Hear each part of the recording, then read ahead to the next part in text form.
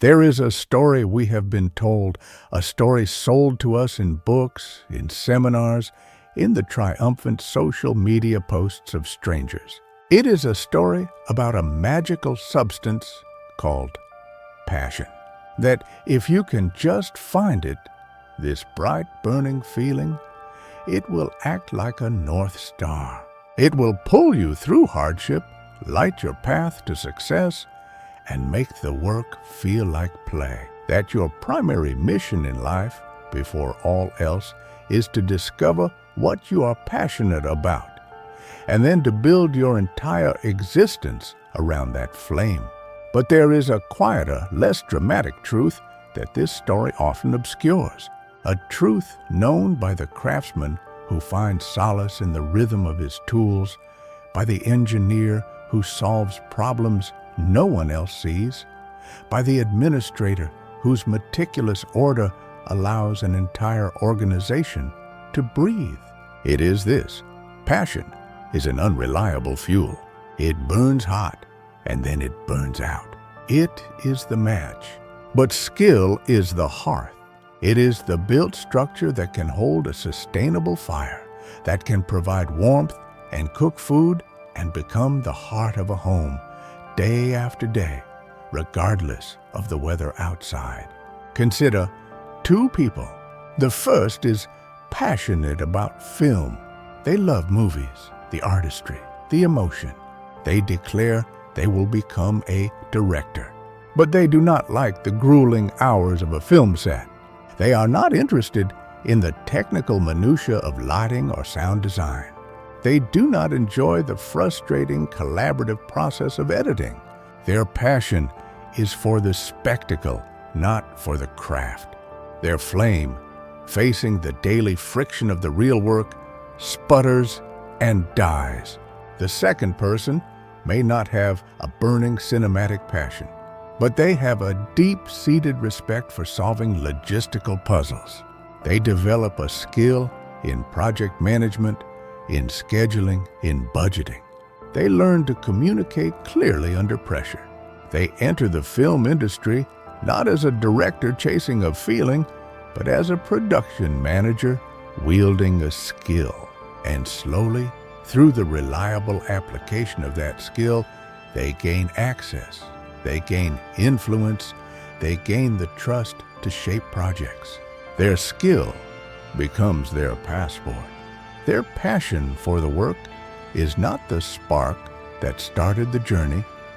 It is the quiet flame that grows in the hearth they built with competence. This is the central pivot we must make. From asking, "What do I love?" to asking, "What can I build? And what will the world value the building of?"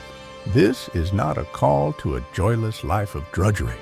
It is the map to a more durable, more powerful form of fulfillment, because the deepest satisfaction, the kind that withstands criticism, rejection, and monotony, does not come from following a pre-existing feeling. It comes from the act of mastery itself. It comes from looking at a problem you once found intimidating and realizing you now have the tools to dismantle it. It comes from the quiet confidence of knowing you are capable. This confidence, born of skill, generates its own kind of passion, a passion for your own efficacy, a passion for being a person who can change things. The modern world does not pay for your inner feelings. It cannot see them. It pays for demonstrated valuable ability. It pays for the doctor's skilled diagnosis, not just her compassion. It pays for the programmer's clean code, not just his love for technology. It pays for the writer's compelling narrative, not just her desire to write. The feeling is the private reward. The skill is the public currency. So, if skill is the currency, we are faced with the most critical investment decision of our lives. Which skills do we choose to acquire? In a world of infinite options and limited time, this choice is everything. Choosing wrongly means years spent building a beautiful hearth in a house no one visits. Choosing rightly means building in a location where the warmth you generate is needed, valued, and sustained. This choice cannot be made from a place of fear or fleeting trends or other people's expectations. It must be made from a place of strategic self-awareness. It requires a cold, clear-eyed audit, not just of the world's needs, but of your own unique constitution, your aptitudes, your tolerances, the very fabric of your patience. We will begin that audit now. We start not by looking at lists of high-income skills, but by looking inward at the raw material you already possess. We must identify your latent aptitudes, the things you are naturally inclined to get better at with less pain. Because skill development is not about willpower alone. It is about finding the path of least resistance between who you are and what you can become. Think back, not to what you loved, but to what you found strangely easy or unusually absorbing, even when it was difficult. Were you the child who could organize a chaotic game for others? That is a latent aptitude for systems thinking. Did you find yourself patiently taking apart gadgets to see how they worked? That is an aptitude for analytical tinkering. Could you listen to a friend's messy emotional problem and instinctively summarize it back to them with clarity? That is an aptitude for synthesis and empathy. These are not passions. They are gravitational pulls. They are directions in which your mind naturally wants to travel when left to its own devices. They are the grain in your wood. Carving with the grain is how you create a strong, smooth beam.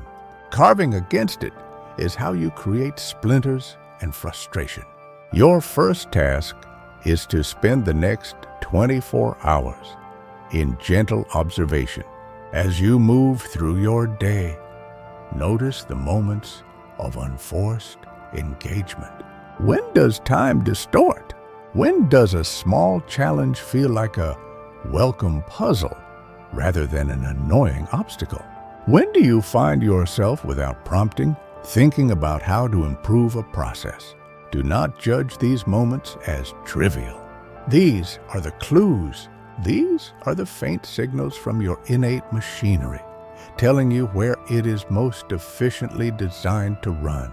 We are searching for the intersection point, the point where a latent aptitude within you meets a persistent problem in the world. In that intersection lies the seed of a skill that will not feel like a lifelong war against your own nature. It will feel like the gradual sharpening of a tool you were always meant to hold. Collect these clues. Write them down. We are not deciding anything yet. We are gathering data, honest personal data, because the right skill to master is not the one that promises the most money on a blog post. It is the one that you can stick with long after the initial inspiration has faded. It is the one that aligns with the quiet currents of your own mind. That alignment is what turns practice from a grueling marathon into a purposeful hike. The path may still be steep, but you are wearing the right boots, and the landscape itself speaks to you in a language you understand. This is how you build a hearth that will last a lifetime. With a handful of clues about your own grain, the directions in which your mind naturally wants to travel, we now turn our gaze outward. This is where the well-intentioned often stumble. They look at the world and see only a blur of opportunity and noise. Tech is hot, creative fields are saturated, traditional roles are evolving. The temptation is to chase the hot spot, to run toward the loudest signal of demand. But this is a reactive and often exhausting way to navigate. The world does not pay for tech. It pays for specific problems solved within tech. It does not pay for creativity.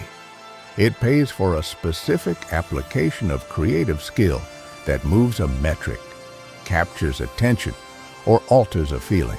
Our goal is not to find a broad category, but to identify a specific point of valuable friction, a place where something is stuck, where a gap exists between what is and what could be, and where your particular aptitudes could be the lubricant or the bridge.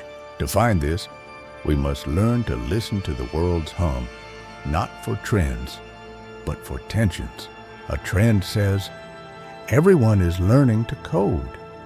A tension says, businesses have more data than ever, but lack the people who can translate it into clear, actionable stories for decision makers. The trend points to a crowded tool. The tension points to a valuable application of that tool. Think of it as looking for a door, not a hallway. A hallway is a broad field like digital marketing, long, crowded, with many identical doors. A door is a specific, valuable entry point. Converting hesitant, high-value leads through empathetic email sequencing. It is a defined problem with a definable skill set as its solution. Your task now is to conduct a tension scan. For the next week, as you read articles, listen to conversations in your industry, or even notice your own frustrations as a consumer, ask this question: what is the recurring ache here? Do people in a certain field constantly complain about poor communication between departments? The ache is coordination, and the valuable skill might be project facilitation or creating visual documentation. Do small business owners, seem overwhelmed not by making a product, but by getting it seen? The ache is visibility, and the valuable skill might be in content strategy or community building. Is there a technology many people have, but few know how to use to its full, simple potential? The ache is usability, and the valuable skill might be in creating clear tutorials or streamlined processes.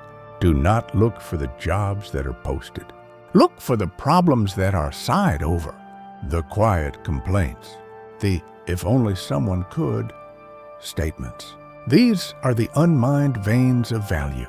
These tensions represent places where a skilled person can walk in and immediately provide relief. And the world pays a premium for relief.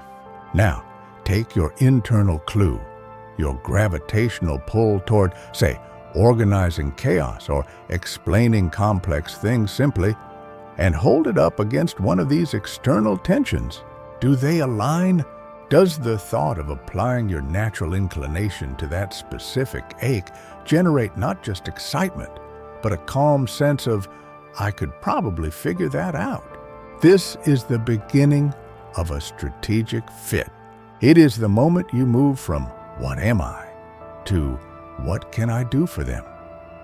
This shift is everything. It moves you from a self-centered question of identity to an other-centered question of utility. And utility is the foundation of all economic value. However, identifying a point of tension and a personal aptitude is still theoretical. It exists in the realm of ideas. Before we commit to the long, arduous journey of skill building, we must perform a critical, often overlooked test, a test of tolerance. A skill is not just its glorious outcome, the elegant code, the beautiful design, the captivating speech. A skill is the daily process required to produce it. It is the hours of debugging frustrating errors, the iterations of a design that isn't quite right, the practice in an empty room. You must fall in love with the boredom of the craft, not just the thrill of the result. Therefore, you must test your tolerance for the core activity of the skill. If you are drawn to the tension of making data understandable, the core activity is not giving a stunning presentation. It is cleaning messy spreadsheets, learning query languages, and staring at charts until patterns emerge. Can you tolerate that? More than tolerate. Can you find a quiet satisfaction in it?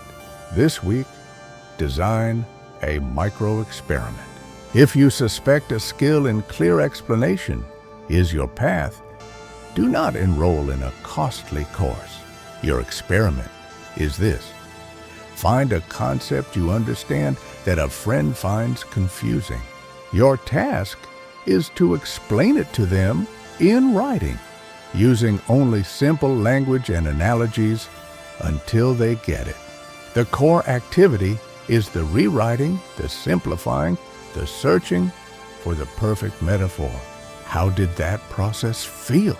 Was it engaging puzzle solving, or was it tedious homework? This tolerance test is your most important data point. It tells you whether this skill will be a sustainable hearth or just another match you strike and watch burn down to your fingers. Many passions die because people are in love with the idea of the skill, not the gritty, granular, repetitive reality of it. You are now triangulating. You have 1 point, your latent aptitude. You have a 2nd point, a valuable tension in the world. You are now searching for the 3rd point, a core activity you can tolerate and even respect day after day. Where these 3 points converge is your true north for skill acquisition. It is where you will find not just a paycheck, but a profession, not just a job, but a craft. This convergence creates a powerful, stable motivation. You are no longer relying on the fickle flame of passion. You are powered by the deeper engines of alignment, utility, and gradual mastery. You are building something that matters in a way that suits you, to solve a problem that is real. The groundwork is now laid. You have looked inward and outward. You have begun to test for fit. What remains is the architecture of the build itself, the how. How do you move from this strategic choice to a level of competence the world will reliably pay for? That requires a system that transcends mere practice. It requires a philosophy of accumulation. You have chosen a direction. You have identified a skill that sits at the convergence of your aptitude, a world's tension, and your tolerance. This is the ore. Now, we must build the refinery. This is the critical transition from the strategist to the craftsperson, from the one who chooses the mountain to the one who climbs it. A common and fatal mistake at this stage is to confuse activity with progress. You might spend hours vaguely learning to code by watching tutorials or studying design by scrolling through inspiration. This is passive consumption dressed up as effort.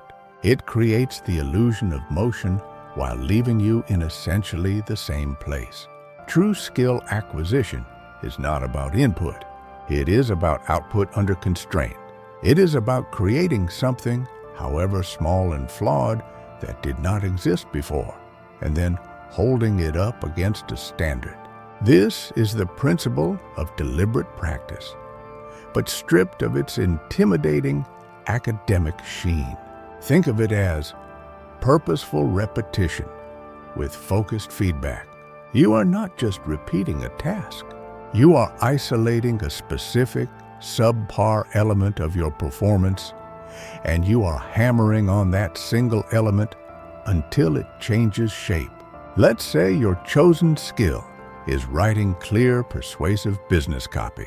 You don't just practice writing. That's too vague. You isolate. You realize your headlines are weak. So, for 1 week, your entire practice session is this. You take 3 existing articles on mundane topics and you write 20 different headlines for each one. Your constraint? Each headline must be under 8 words and must promise a specific, tangible benefit. You are not writing articles. You are doing headline surgery. You are taking the one rusty component of your machine into the workshop and rebuilding it. This is the granular, unglamorous work of mastery. It requires a brutal honesty with yourself. You must be your own most demanding coach, identifying not just what you're bad at, but what specific, microscopic piece of it is holding you back. Is it the transition between paragraphs, the pacing of your spoken delivery, the efficiency of a particular software shortcut? You attack the smallest unit of failure you can find.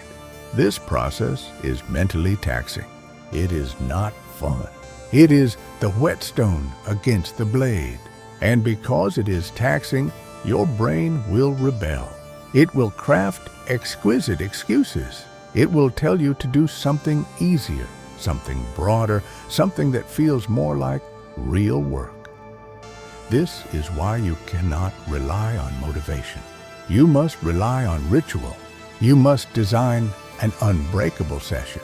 This is a non-negotiable, time-bound container for your deliberate practice. It is not, I'll practice for a while. It is, every weekday from 7 a.m. to 7:45 a.m., I am at my desk. For the first 45 minutes, I am doing my isolated drill. The time is sacred.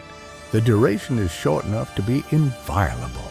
You protect this session not because you want to do it every day, but because you have decided that your future self is someone who does this. You are proving your own trustworthiness to yourself again through the keeping of this micro-covenant with your growth. Within this session, you will encounter the most demoralizing phenomenon in skill acquisition, the plateau of invisible labor. This is the long, flat stretch where you are putting in the consistent work, but you see no measurable improvement. Your headlines aren't getting noticeably better. Your code isn't becoming significantly cleaner. This is where almost everyone quits, believing they have reached their limit. But this plateau is not a limit. It is a processing phase. Your conscious mind is doing the repetitive work, while your subconscious mind is integrating the new patterns. You are building neural pathways below the surface. Progress is happening, but it is not yet visible. To cross this plateau, you must shift your focus from outcome to process evidence. Instead of asking, "Am I better?" you document, "Did I do the session?" You track your compliance to the ritual, not your perception of your talent. You must learn to trust the geology of growth, that layers are being laid down even when you can't see the new rock. And then, after weeks of this invisible labor, you will have a breakthrough day. It will be sudden. A complex concept will click. A piece of work will flow out of you with an ease that surprises you. You will solve a problem you previously found insurmountable. This breakthrough is not a lucky accident. It is the direct result of the pressure you applied during the plateau. It is the stone finally giving way to the persistent, focused drip of water. This cycle, deliberate isolation, unbreakable session, the plateau, the breakthrough, is the engine of mastery. It is how you move from clumsy competence to fluent capability. But capability in a vacuum is still just potential energy. To convert it into the kinetic energy of value, you must connect it to the world in a way that is legible and trustworthy. This requires you to build not just skill, but proof. You must move from practicing in private to creating a public, if small, portfolio of evidence. Now, you are building skill. You have your daily ritual. You are grinding through the boring work. That is how you get good in private. But the world does not see your practice. The world does not see the hours. The world only sees proof. It only sees what you have actually built. This is the bridge many smart, skilled people never cross. They become great in their own room, but no one knows about it. They wait for someone to discover them.